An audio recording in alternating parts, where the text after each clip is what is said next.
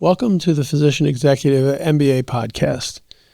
Today, I'm joined by Dr. Karin Hotchkiss, pediatric surgeon, physician leader, and graduate of the University of Tennessee's PEMBA program. Karin has a great story to share with us today for you and for other physician leaders. Welcome to PEMBA On Demand, Physician Leaders Making a Difference. I'm Chapin, your host. PEMBA On Demand is produced for physicians seeking professional development. We discuss a wide range of topics on the podcast, including successful innovations in a variety of healthcare disciplines, current issues in healthcare career development, and healthcare leadership. I will be interviewing physician leaders from the U.S. and from other countries, most of whom graduated from the Physician Executive MBA program at the University of Tennessee. The information provided in this podcast is for general informational purposes only and does not constitute professional advice. The views and opinions expressed by the host and guests are their own and do not necessarily reflect the views of the University of Tennessee or any other organization. By listening to this podcast, you acknowledge and agree to these terms. Whether you're sipping your morning coffee, commuting to the hospital, or just looking for a dose of inspiration, we've got you covered. We hope you will take full advantage of these practical, insightful, and relevant discussions designed to help physician leaders get new and build upon existing leadership skills and perspectives. PEMBA On Demand will allow you to be an even bigger force for good in healthcare. Karin, I'm excited to have you on the show today. Welcome to PEMBA On Demand. Thank you so much. Big fan of the PEMBA podcast. So honored to be here today. Thank you. Well, I appreciate that. So I thought maybe we'd start a little bit by having you just tell us about your current role and the scope of that role. Sure. Almost 6 months in, Chief Medical Officer for St. Joseph's Children's Hospital. Super excited because last fall, the health system announced that they were going to build a freestanding children's hospital. And that's part of how this role came into being, to help get the hospital system ready. And we're currently about a 200-bed children's hospital, including a NICU, level 4 NICU, that sits under the umbrella of an adult hospital. And so a lot of opportunity as we're looking to become a freestanding hospital to change infrastructure, governance, and develop some programs to support that new hospital system. So this job was announced and I was super excited. So threw my name in the hat. Sounds like an interesting role. And you mentioned that it sounds like this is a new role for the organization? To some degree, they've always had somebody who's been sort of head of children's, if you will, but it was never really a full dedicated project with the idea that we were going to become a freestanding children's hospital. So, and to some degree, they probably haven't always had someone who's a pediatric background in this role. So there's been leadership and administration, but not to have someone from the inside now working in the leadership role. So super exciting.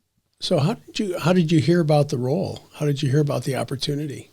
Thanks to PEMBA, I came back, started doing quality projects. As I say, once you go through PEMBA, you can't unsee it, right? Things are there, they jump out at you. And so I started doing some quality projects in my service line. And one day I called the president of the children's hospital and said, hey, I think I've done everything I can in the ENT realm. Do you have anything else? Maybe next step or sit on a little higher quality board or something. And I had no idea they were looking for a CMO. I just thought maybe I'd get on a quality board or something. And so she called back and said, well, hey, I got this idea. Can I meet with you? And I said, okay, great. And next thing I know, there was just we were at an event, actually a fundraising event for the children's hospital. And there's just this crazy chatter going on and I couldn't figure out why. And so the lady who's the physician who was actually in this role was OBGYN by training. And she said, well, hey, I'm going to move over and take full-time for women's. We need a children's person.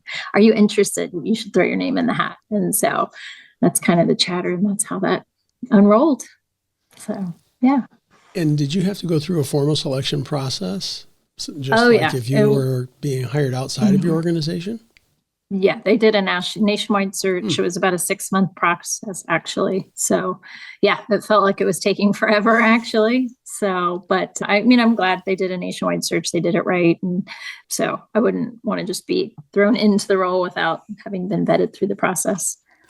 And how many key decision makers were there in the selection process? That's a great question. I don't know that I actually know, but obviously it was leadership. They did bring in physician collaboration, some of the head physicians. So there's probably a panel of 10 physicians, I think, that I quote interviewed, which is kind of funny because a lot of them were really good friends and my peers that I've been working with for 20 years.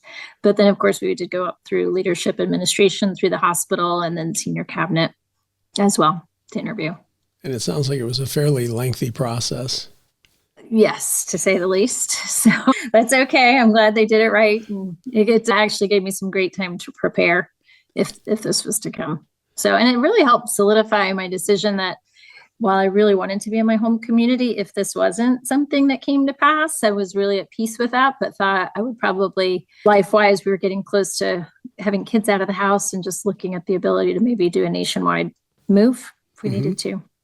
So it really solidified my desire to want to move into this role.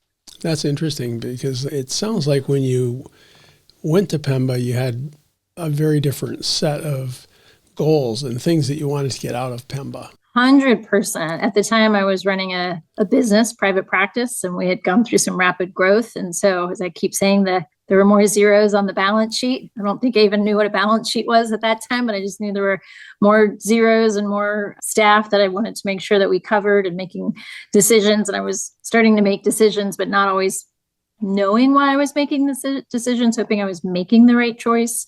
And so felt like PEMBA was a great opportunity. It was during COVID, actually. And so since things were slow, I jumped in the opportunity to use the time to go to PEMBA.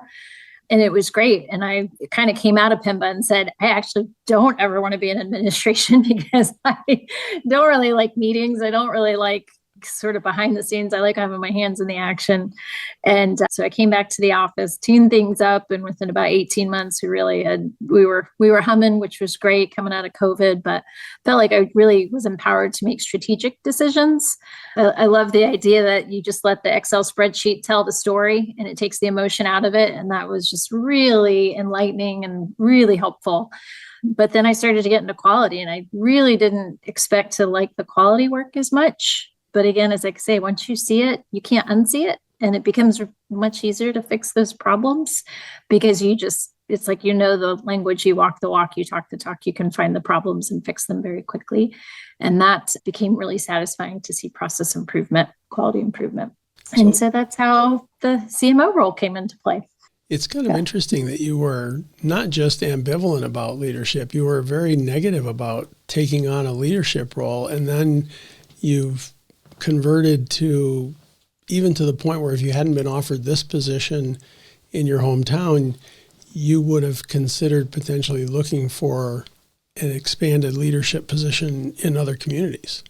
That is right. I guess never say never because, as your perspective changes, as maybe you mature, as opportunities change. I think what's been the best right now, though, and I'm really grateful I'm still clinically involved. So I wear two hats. Half my day I'm clinical, half my day I'm on the administrative side, but I don't really stay in my office. I feel like I'm able to be an administrator, but sort of in the trenches still because I'm still seeing things real time, still seeing problems real time. So I think it makes it a lot easier to solve and see problems to move forward. So it's been really well received by my colleagues because they'll say, well, you're not administration, you're really one of us. So let me tell you how I see it from our perspective, because you're one of us. And think, well, let me be really clear. I am wearing a CMO hat right now when we're coming to you at this conversation, but it's been very well received. So that's a good segue into how you're balancing your clinical and admin responsibilities. Right now, it's 50-50, it sounds like. Do you see that as remaining constant while you get closer to the rollout of the new independent children's hospital, or do you think that you're going to be asked to rearrange those responsibilities a little bit? Yeah, that's a great question. If you had asked me 6 months ago, and when I interviewed for the job, it was stated specifically that, hey, this will become a full-time administrative job. You will leave clinical practice. Are you okay with that? And at the time, I said yes, thinking this is the pathway of transition. But wow, now fast forward 6 months, the value of having a clinical finger in the bucket is unbelievable. It's funny, got to teach with one of the PEMBA classes. We got invited back to be on the entrepreneurial discussion with Lynn Young and with all my other my PEMBA alumni colleagues. We all had the same takeaway, which was, hey, keep some type of finger in the clinical bucket if you can. And so I don't know if it'll always be a 50-50 balance. Maybe it'll be a 25-75, but I really think there's some great street cred to being in the trenches with my colleagues, seeing things real time. It's actually really made me appreciate practice. Probably been through burnout 5-6 times in clinical practice, because once you get in it, it's like drinking from a fire hose. So really having better boundaries. But now that I am part-time, I've actually cut back on call too, which has been great. It's really helped me enjoy the clinical aspects. Have you found that your clinical responsibilities in your surgical specialty, ENT, have translated with non-surgical colleagues that you now have responsibility for? Make sure I understand the question. You mean as far as pulling back, has it still been well received on both sides? No. You mean surgically and non-surgically? Do you get street cred outside of colleagues that knew you as a surgeon with some of the non-procedural specialists in the children's hospital? Oh, 100%. Because I'm still taking calls. Sometimes I call them and I have to say, hey, I'm calling as a provider today. I'm on call. I need to run this workflow by you. And then I try and say, hey, you know what? I'm calling as the CMO today. I need help. I'm trying to do a process improvement project. I'm just wondering, is this a pain point for you? So I do try and have that conversation of who I'm calling. Some people still don't realize I'm still in practice. Some people don't realize I'm calling as the CMO, but I'm trying to define those roles when I do call. So I think it's been really well received. Probably the other insight that's really helped this job is I've been in this health system for 20 years. So having a good rapport and a good history with most of the providers in the space has been super helpful. I think that's one of the great benefits of moving up through an organization is that people know who you are and you've had relationships that you can call on when you have to have sometimes you have to have difficult conversations. It's all these developmental conversations or collegial advisement. That probably has been the hardest thing because I really don't enjoy the HR part. I loved how PEMBA, we did that analysis that said, what's your emotional time givers and what's your emotional time suckers. HR is definitely my emotional depletion bank. So I've learned to bring in people who are really good at that. Yeah. I'm probably sometimes too directive a communicator, but it's good. Those are challenging areas. I think we all have things that we really enjoy and other things that we don't. And I'm in your camp. Yeah. HR is one of those things that I find to be necessary, but it's certainly not what brings joy to me when I'm working in the space. Yeah. So I want to kind of go back to talking a little bit about, you went to PEMBA with an idea that you would take certain things away. Did you find that when you were being considered for this position that there were certain aspects of your PEMBA experience that you leaned on while you were doing the interviews and going through the selection process? Yeah, I would tell you the alumni support was great. One day I just thought, hey, why don't you call Tom Brown? Just see if he knows anybody who's in the children's space who's a CMO. And man, that guy's just amazing. He knows everybody. He's so well connected. It might have even been like a Sunday afternoon. He emailed back right away, said, here, boom, boom, boom. Can I make an introduction?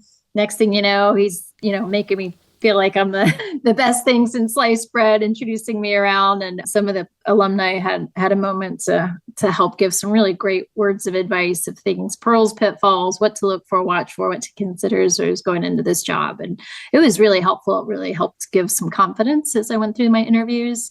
I think it probably helped in the interview to say, hey, I reached out to my network and these are what some people have suggested. And then it gave me some great options to ask some deeper questions to the organization when I was interviewing. So that was great. I think PEMBA did an amazing job of really it's almost like giving you the vernacular to speak the language now. We kind of equate it when you first start medical school and you go through anatomy class and you learn all those words, 300,000 new words or something you learn as a first year med student.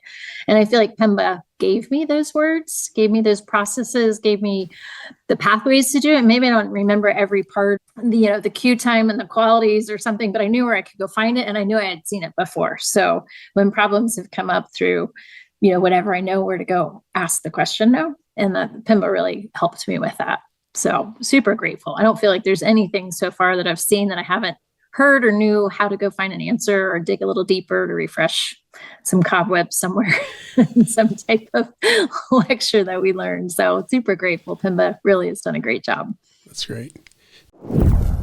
This podcast is sponsored by the Physician Executive MBA program at the University of Tennessee, Knoxville's Haslam College of Business. In less than one calendar year, this program will equip you with valuable business acumen and leadership development not found in traditional medical school curriculum.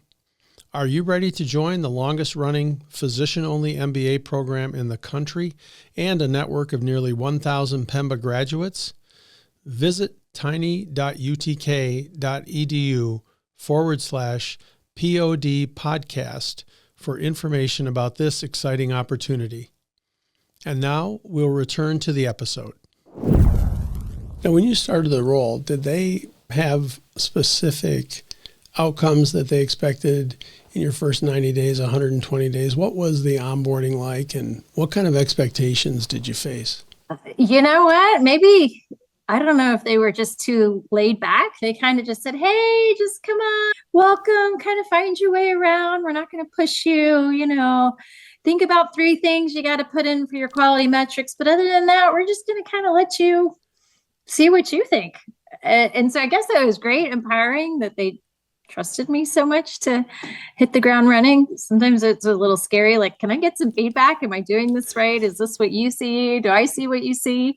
But maybe as a surgeon, I don't really feel like I need a lot of coaxing to go find things or go find problems. So, and to that degree too, PEMBA has been great. Again, they help you see what you need to see without, I don't know, I think they give you the tools in the toolbox to go to forge your way. So we're a very young organization. Obviously, we're a new forming hospital. So there's lots of opportunity for quality. There's a lot of opportunity for leadership, infrastructure, developing our next leaders. Obviously, AI is a huge new point that I want to make sure if we're building a hospital, that we're building a hospital that's going to be ready. And what it looks like in 5 years is going to be very different than what it looks like today. So how do we make sure we're staying ahead for tech and best practices? So is that something that you're engaged in your role right now, is looking at AI and how it's going to be used clinically in the organization? Yeah, absolutely. So as we're building new rooms, new operating suites, new patient care centers, how can we be as forward focusing as possible? We may not have the exact piece of tech, but what does that tech in general sort of look like? What are the trends going for? How can we be state of the art for our patients and our providers? I think there's a huge opportunity for telehealth, remote health as well. We have a big catchment area that we take care of, pretty much the whole west coast of Florida. And so we sometimes have families driving 6 and 7 hours to come get care. How can we meet them? Maybe they don't have to come into the hospital for every single visit, but can we do 80% of it at home and then bring them in for the bigger procedures, or utilize some of our remote? We have 16 hospitals and 35 urgent care centers, plus a whole network of supporting primary care offices. How can we partner with them? So again, patients don't always have to come into what I call the big house for every piece of their care. And then the other thing I look at is pediatric subspecialists. Probably across all specialties, we're seeing a shortage of physician talent. So how do you raise their ability to level the playing field, right? So you don't always have to be in a physical thing, but can you use telehealth to provide services across a wider platform? So looking at opportunities there. Great. I'm trying to think of how to ask this question, but many physicians have what I would consider to be a clinical mindset. When we're taking care of patients, we kind of have a certain way that we think about problems. What was the mindset that translated best to your leadership role? And what was the mindset that you had to change the most when you moved into an administrative or leadership role? Great question. I think, everybody wants quality. Everybody wants the best for the patient. Sometimes you do have to know everything comes at a cost, right? So what's the best and what can provide care across the widest platform, but yet what's the cost benefit ratio? I think the hardest part for me being sort of an entrepreneur in private practice is if I make a decision, it happens tomorrow. We start as soon as we're ready to start. I'm in a really big organization. And so sometimes it has to run up the tree, so to speak, to get approval, get processes, Does this website meet quality standards? If it was me, I'd just put it up tomorrow, hire somebody, let's go. So I'm learning to just smile and nod, run it up the drain. So that's probably the biggest thing. But it's kind of like I live near the water. So I had a little boat. I can zip anywhere I want in the bay. Now I kind of feel like we're trying to move the icon of the seas, that mega cruise ship. And it's like a little turn at a time, but we're getting there. Yeah. We're getting there. Yeah, it's very different than being in an environment that allows you to do those kind of rapid tests of change, right? Mm-hmm. On the flip side, there's a lot deeper bench of support, in our organization of 30,000 people. So the talent and the depth of support is massive. So higher quality when we're getting things done. Mm-hmm. For sure. What was the area that you felt like you have been on the steepest learning curve since you took your new position? You sound like you felt very well prepared by PEMBA in general, but was there a particular area that you really needed to dive into the most? So alluding back to the fact that we're still a really young organization and realizing I don't have a lot of other leadership roles right now. So to this point, I don't have department heads. I don't have chairs of surgery or general pediatrics. So finding a way back to the HR, how to make sure we're managing. When I first started the first 2 months, everybody was dumping everything in my bucket. So whether it was quality or whether it was, let's say, physician relation with nursing, it was all dumping into my bucket. And I thought, I cannot spend all day taking care of behavior. I just said, hey, this is how we're going to do it. It's going to be real quick. We're going to have a collegial intervention, and then you're out of my bucket. And that's it. I'm going to tell you once, we're moving on. And so I'm just very clear in communicating, because I think that was the hardest thing the first 3 months, thinking, I am not the mall cop. That is not what I'm here to. And I probably said this 100 times, is, guys, we're here to have a bi-directional conversation. I'm going to tell you something. You give me feedback, and then let's move on. We all agree we're here for quality, and we all agree we want to build a hospital. So let's go. Let's stop worrying about the little stuff and let's focus on the big targets. So I think those are some big wins. Those are hard wins. I think the first 3 months going, am I crazy? And especially because I didn't really have a strong leadership goal that said you had to do A, B, and C. And so, but it's been well received. I think we've had some great just improvement in quality, and the culture is really very positive. That's great. So you mentioned at the very beginning of the interview that you're building the new hospital. When is that? Remind me when that's going to open again. The hopeful goal is 2030. Okay. And is 4.5 years. Is that going to be on your current campus, or is it going to be somewhat remote from your current campus? It is on our current campus. We're bringing down a parking garage and then part of the current children's hospital. So there's some phased timing to that. That'll be interesting to see. We're working on site planning. That's probably the other part. Didn't realize all of a sudden we're doing design, construction, site planning, electrical engineering. So I'm sitting in all these meetings hearing about the infrastructure that goes into building a facility. It's absolutely incredible, the structure and the support needed, unlike anything else because of the safety regulations. So that's actually been really cool to get to see and have some input on what it's like to build a new OR and build new waiting rooms and patient-facing areas and all those great things of where do you want this water fountain and all these things you think about in your daily life that sometimes we've had workarounds, but now you get to correct that for flow. It's been really exciting. It does sound like an exciting opportunity. So where do you need that project to be in the next 12 months? What is your goal for 12 months from now for your role? Where do you want to be with planning the new hospital, or is that really not a priority yet for you, that you're working on other operational challenges within the organization? No, I think one of the things, and part of the reason of my role, is to know that you can't just open a hospital in 5 years and expect all the team members and processes to be there. So that's probably the wheelhouse that I love, is program development, that entrepreneurial spirit. And I think what PEMBA has really helped is to help develop programs. So we're working on developing quaternary care centers of excellence. So whether it's a spasticity clinic, whether aerodigestive program, cerebral palsy, neurologic, epilepsy. So I get to sit in on those meetings. We meet with the physicians and see how we can collaborate with our provider partners and develop some programming that's through multi-specialty. So we've got nutrition support, we've got dietitian, we've got social workers, we've got team navigators to bring these clinical centers of excellence together. So super fun. That's probably the energizing part of my job, is getting to meet with the doctors and ask them to dream big and dream what would be your ideal day. And, let's make this a center of excellence together. So now is your new hospital going to require you to merge different medical staffs together, or is the medical staff pretty much intact as it is right now, with the exception of maybe some growth?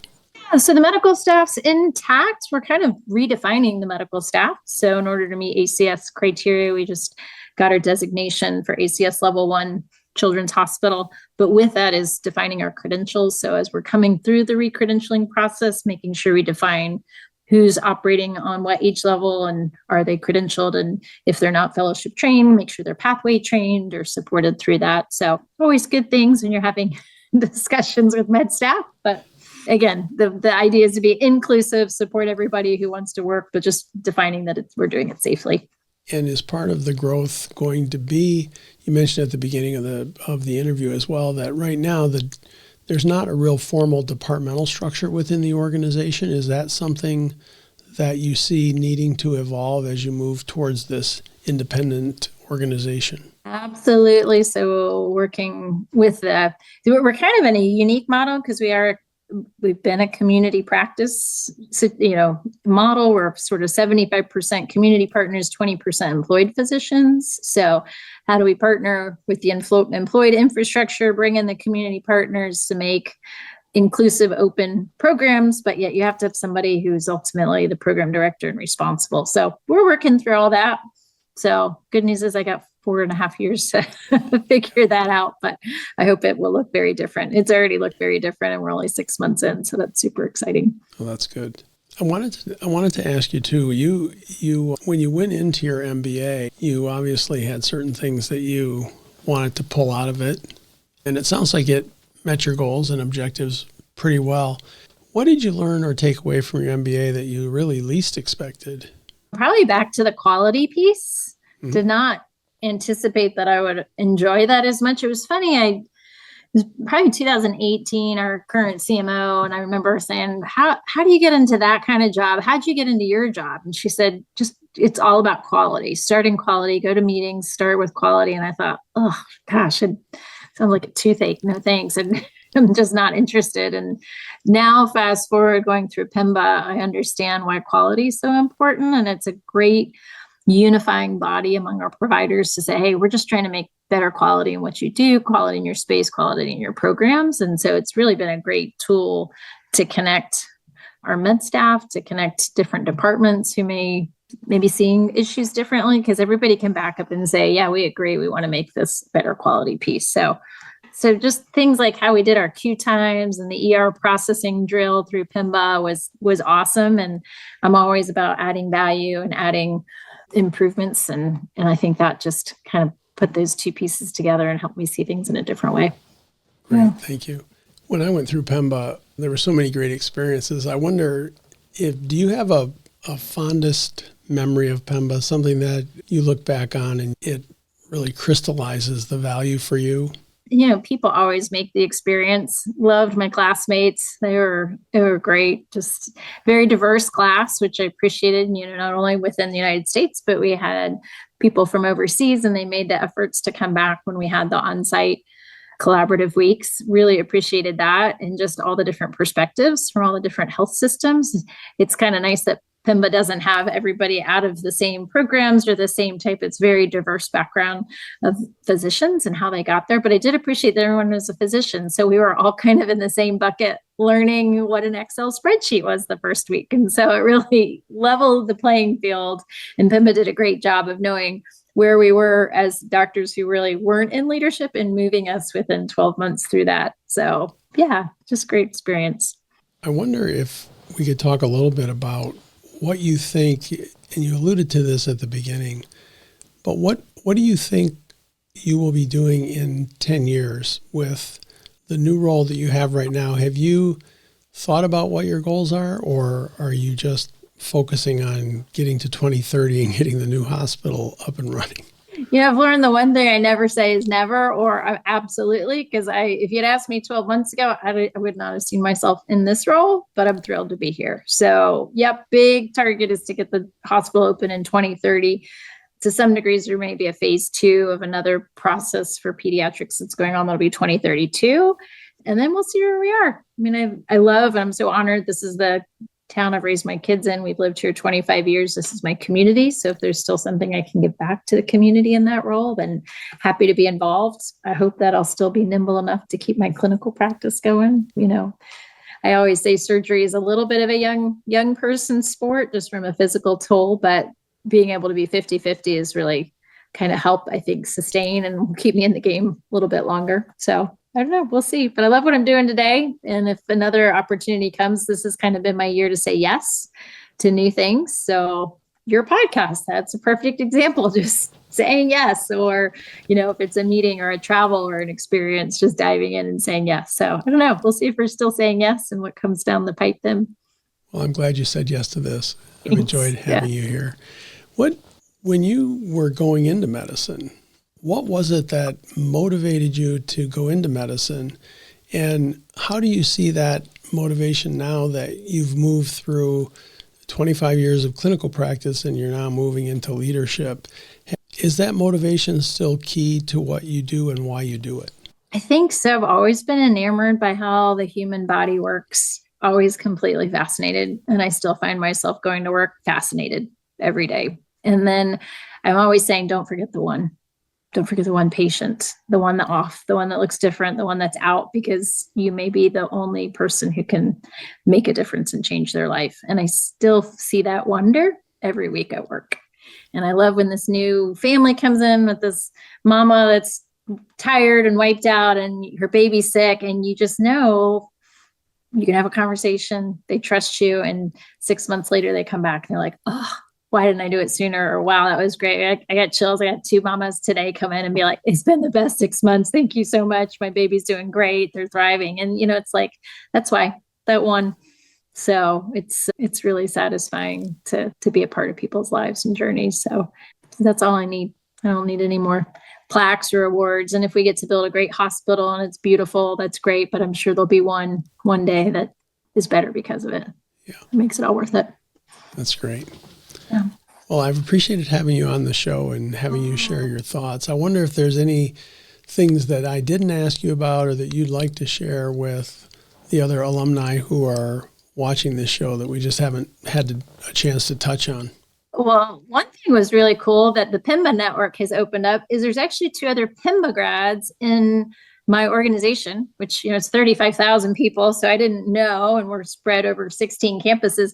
But yeah, there's 2 other PEMBA alumni that I've connected with, and they're doing great things in the organization that I didn't even know. So it's very cool how diverse PEMBA is and how it just sets people up for leadership to rise up in whatever part of medicine they're in. So one's director of ambulatory care, who I don't think is clinical anymore, and the other is one of our ER leads, but young guy who's definitely rising up in leadership. So it's just neat to see how PEMBA has affected our organization. So you've got your own PEMBA. Realize. You've got your own PEMBA alumni chapter there. Yeah, there you go. It'll be the next podcast for the Norm Chapin show. So yeah, cool. Anyway, we haven't gotten to the point where we're calling it that yet, but okay. Well, there you go. The next. Yes. Just say yes. Thank you. Well, I've appreciated having you share your insights. This has been great. Great. Thank you so much. It's been an honor. Thanks for listening to PEMBA On Demand. Special thanks to Karin Hotchkiss for sharing her insights on transitioning from the role of a pediatric surgeon to the leader of her surgical group and then to the chief medical officer of the Children's Hospital. The value of her MBA was obvious in the discussion, but Karin is obviously a physician leader that cares about the patient, staff, and physicians. I loved her description of the collegial advisement. Karin has a mantra of never say never, which has led to many opportunities for her. We learned how to transfer clinical insights into business impact. Join me for our next podcast with Dr. Pamela Sullivan, another PEMBA alum, for her leadership journey both before and after her MBA. PEMBA On Demand is released bi-weekly every other Thursday and available on Apple Podcasts, Spotify, Castos, or Overcast. Please subscribe to the podcast on your favorite podcast player by clicking the subscribe button. Add PEMBA On Demand to your podcast library today. I would also appreciate it if you could share the podcast with your friends or colleagues. You can also listen to our podcasts on our YouTube channel, www.youtube.com/@PEMBA On-Demand, all one word, no spaces. Please hit the like button and subscribe. Also, if you have any comments or questions regarding this or other episodes, please feel free to add them into the comment section on our YouTube channel. We love hearing from you and are happy to answer any questions you may have. I will add a link to our website and our YouTube channel in the show notes. The website is tiny.utk.edu/PEMBA On Demand, all one word. There's no hyphen in that URL. You will find the links to the episodes there. Please also check the show notes for links that were discussed in the show today. Take good care of yourselves and become an even bigger force for good in healthcare.